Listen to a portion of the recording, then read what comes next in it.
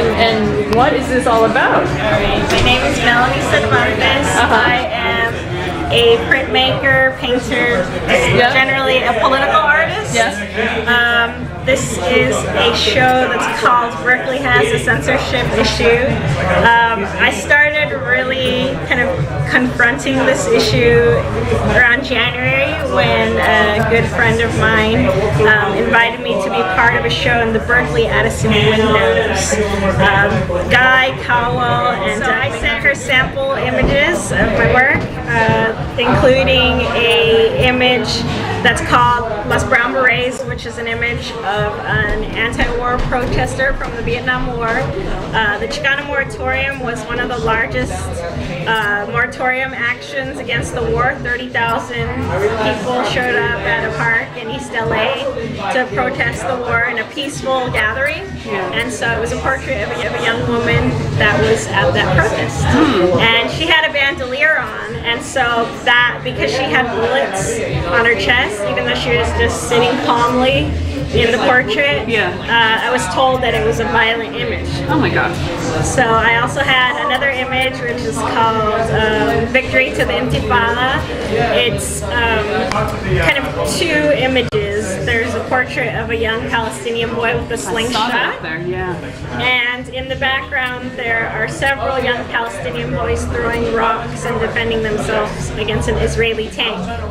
And so these two images together with a Palestinian flag and Arabic script that says Palestine, make up the peace. I was told that the slingshot was also considered a weapon and violence, and the justification for excluding pieces with anything that could be considered a weapon was that there was a jazz school across the street from the windows, and they wanted to protect young people and the young people at Berkeley High from seeing his image. Well, the first argument, or like one of the main arguments around like young people, particularly Berkeley High students, being, you know, protected or sheltered from images of art that are like calling to reflect on the reality of the issues. On violence. Are, you know, kind of one, the inundation of images that we get in corporate media and advertising alone just make the argument totally absurd. Like, and I was thinking about kids' video games. The images and the messages that I'm trying to put out are stories of real people. Yes.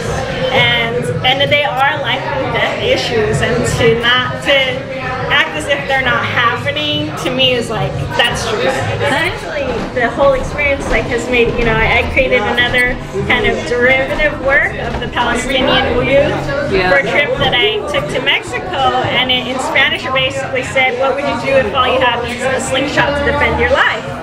Because then it asked the question really directly and names what it is that's happening in the picture. And, you know, even if I submitted that with English text, it still would have been censored. So